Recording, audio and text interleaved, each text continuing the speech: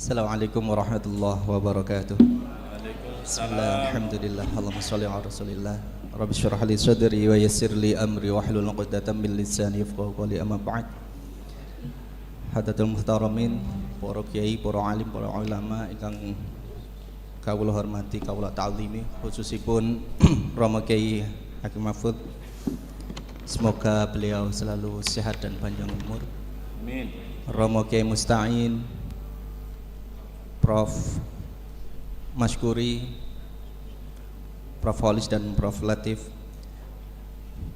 yang saya hormati, Dzurriyyah Hadratus Syekh Ki Haji Muhammad Hasyim Asy'ari yang kami takzimi, para hadir yang rawuh pada kesempatan kali ini. Sebelumnya kami mohon izin karena sudah kebiasaan kami ketika berbicara tentang Hadratus Syekh biasanya kami minta Fatihah dulu buat beliau. Satu, tujuannya ala barokah Fatihah dan ilmunya. Nomor dua, memperpanjang waktu. Khusanillah muassis Nahdlatul Ulama Hadratus Syekh. Al-Fatihah. Iya. Alhamdulillah. Terima kasih. Tadi sebelum Prof. Latif datang itu saya deg-degan. Saya deg-degannya yang pertama karena memang saya yang paling muda. Saya paling muda dan harusnya yang duduk di sini bukan saya. Saya harusnya jadi peserta. Tapi karena didhawuhi Romo Kiai Hakim Mahfud sebagai santri kami harus menjalankan dawuh tersebut. Akhirnya pada kesempatan kali ini kami bisa hadir di sini. Nah, tadi pas Prof. Latif belum datang saya deg-degan, wah iki saya bagian belakang iki. Padahal di tornya itu di bagian depan enak, kalau di bagian depan cuman di belakang ini tanggung jawabnya.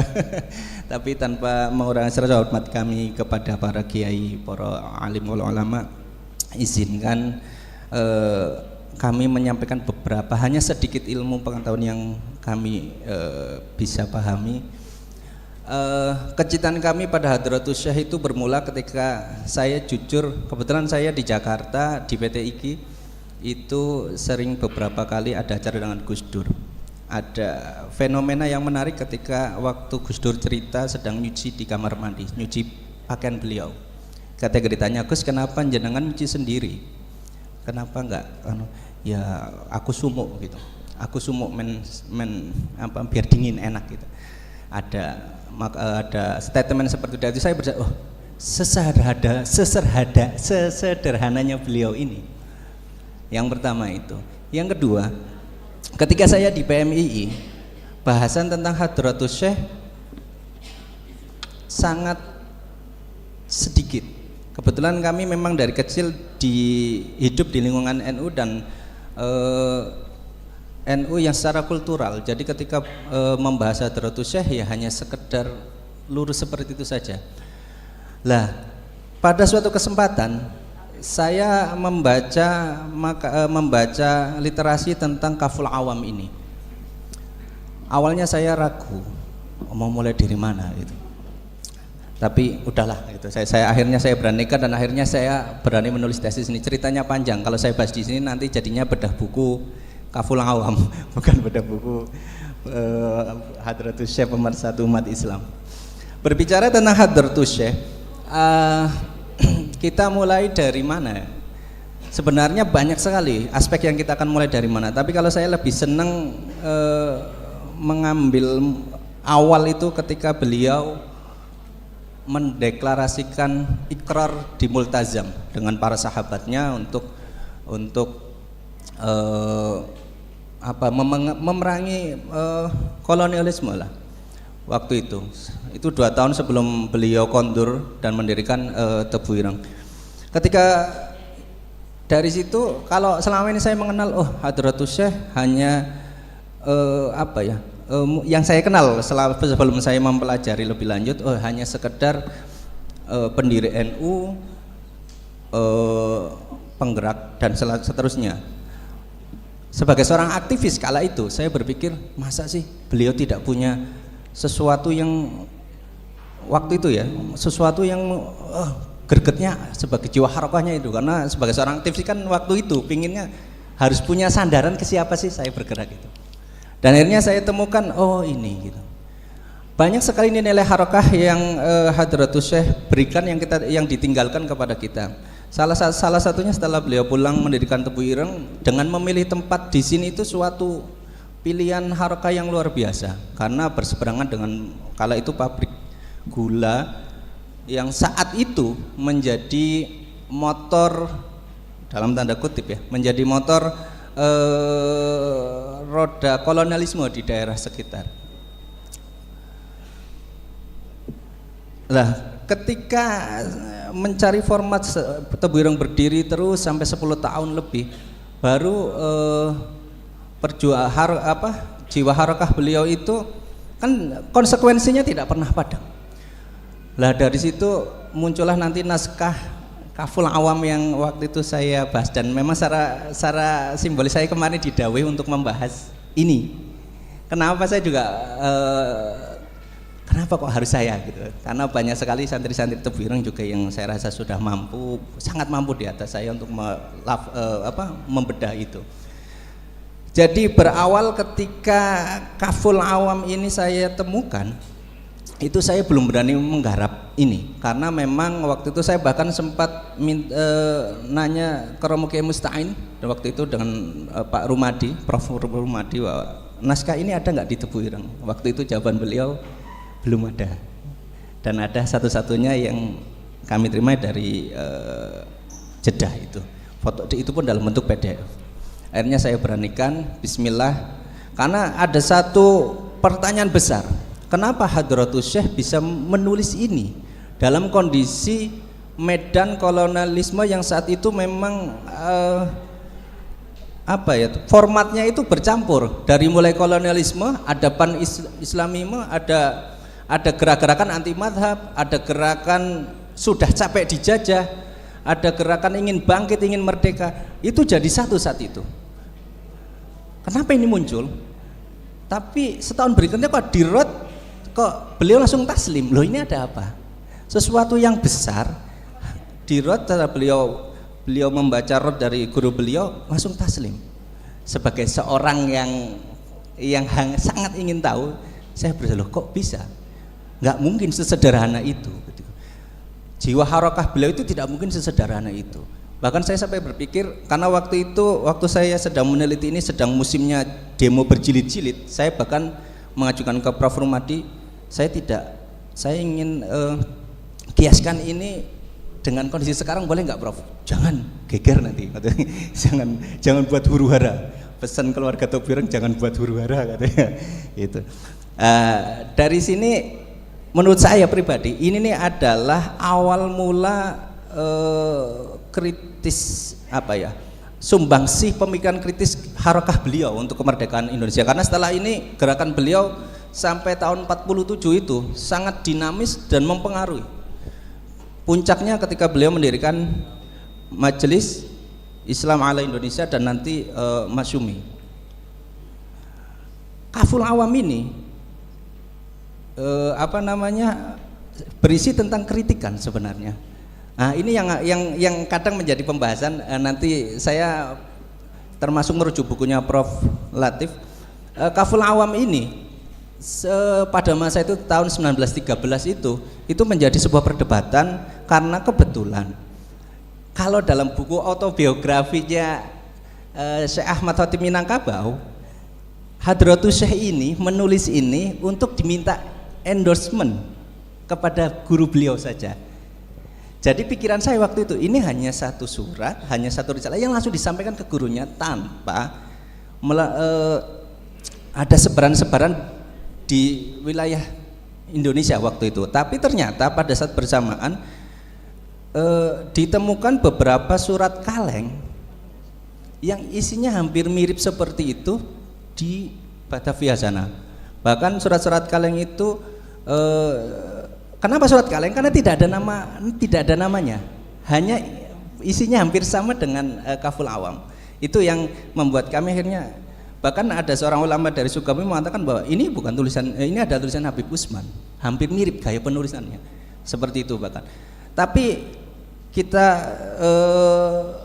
telusuri, saya meyakinkan bahwa oh ini bukan kaful awam, karena menurut saya ini adalah mungkin hanya sesuatu yang diambil dari kaful awam dan dijadikan propaganda oleh Belanda waktu itu.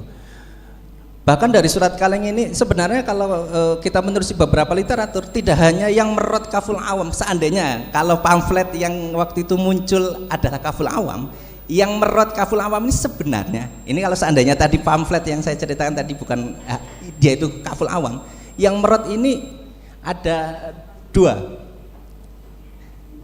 Tidak hanya Syekh Ahmad Khatib Minangkabau, yang kedua adalah Syekh Kiai Haji Ahmad Sanusi dengan nama kitabnya Nahratud Darham. Ini masih draft, terus disoankan kepada Kiai Muhammad Basri, pinginnya minta dikoreksi. Waktu itu beliau masih di Mekah, Syekh Ahmad Sanusi juga masih di Mekah. Karena Syekh Ahmad Sanusi pulang ke Indonesia tahun 1915, Syekh Muhammad Bahri dari Sukabumi itu pulang tahun 1914. Pinginnya itu mau dimintakan pendapat, kalau ini ada pamflet seperti ini bagaimana Kiai, kalau bahasa sekarangnya mungkin seperti itu. Tapi oleh Kiai Muhammad Basir ini disampaikan kepada Kiai Mukhtar At-Tarid yang dari Bogor, yang juga waktu itu pengajar di Mekah. Nah dari sini ada perbincangan dan diskusi-diskusi yang akhirnya ini masih kemungkinan waktu itu saya sampai hari ini masih mencari itu. Dari diskusi inilah nanti yang melahirkan informasi yang dipakai oleh Syekh Ahmad Khatib untuk membuat rot yang kitab rotnya yang bernama Tambiul Anam itu. Dari informasi-informasi ini, karena memang itu juga yang sempat ditulis oleh sahabat kami Ahmad Fauzi dari Medan, yang juga berkonsentrasi di buku-buku Syekh Ahmad Khatib Minangkabawi. Tapi terlepas dari itu semua, itu nanti bisa dibahas di perkembangan berikutnya lah. Tapi yang ingin kita garis bawahi dan masih berhubungan dengan buku ini adalah bahwa isi dari kaful awam itu intinya sebenarnya cuma satu. Intinya sebenarnya hanya satu, yaitu menjaga marwah Islam dan menjaga jangan sampai umat Islam pecah. Dah itu saja. Semangat itulah yang akhirnya nanti dari tahun ke tahun sampai tahun 1947 sampai wafatnya beliau itu diimplementasikan, dari mulai berditasfirul afkar dengan bahwa Basbullahnya, Nahdlatul Tujar, terus sampai ada bahkan ada dalam kitab Kaful Awam ini. Kenapa saya malah mengatakan jangan-jangan ini prediksi Hadratus Syekh, karena semua yang disampaikan di kitab itu semua bisa dalam buku saya nanti. Belum saya bedah karena memang dalam edisi revisi dan masih menunggu dawuh Romo Kiai Mahfud. Jadi itu terbukti semuanya, ada faktanya di lapangan semua, semuanya ada. Dari mulai sumpah yang harus ketika masuk SI kan harus bersumpah, demi nama Tuhan saya harus mengikuti anggaran dasar bla bla bla bla bla, harus sumpah menurut perintah dan sebagainya, sampai ada penyelewengan keuangan. Bahkan di kitab Kaful Awam itu ada redaksi yang mengatakan saya mendapatkan informasi dari salah satu pengurusnya. Nah, saya nggak tahu apakah pengurus di Jombang atau yang di Surabaya, karena pada waktu itu ada pengurus SI di Surabaya itu diberhentikan karena memang penyelewengan dana. Jadi semua dari 10 poin yang ada di kitab Kaful Awam itu, kecuali tambihat dan